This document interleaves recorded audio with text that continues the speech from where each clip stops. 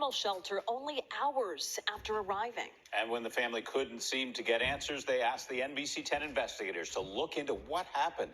Here's investigative reporter Claudia Vargas with Saint's story.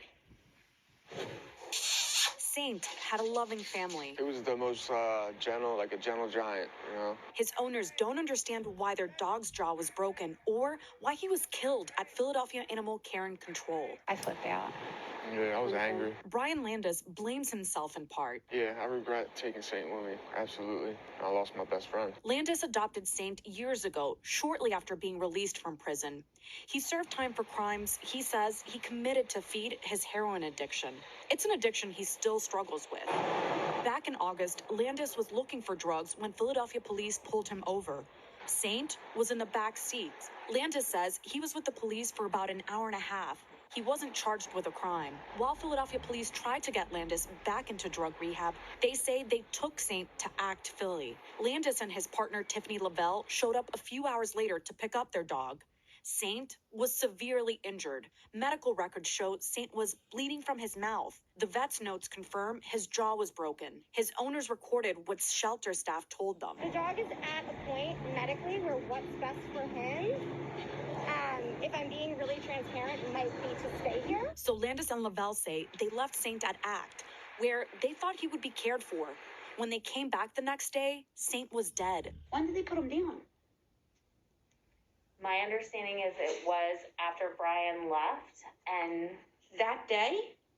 Not only was their dog dead, his remains disappeared. Where's his ashes? So we do. Where's his leash and his collar?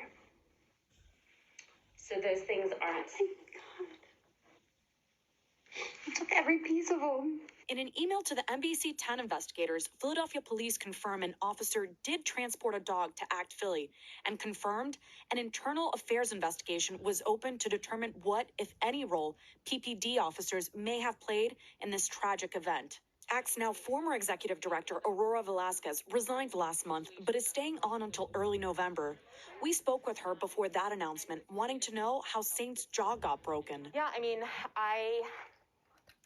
it's a question we continue to ask ourselves. Velasquez says she authorized his euthanasia. It was informed by a veterinarian, which is, what is protocol and required. And she tells us ACT tried to explain the severity of the injury to Landis. That was what we were trying to get to with that conversation with the gentleman when he was here. She insists there was no cover-up and no one intentionally got rid of Saint's ashes and collar, but also admits ACT isn't perfect.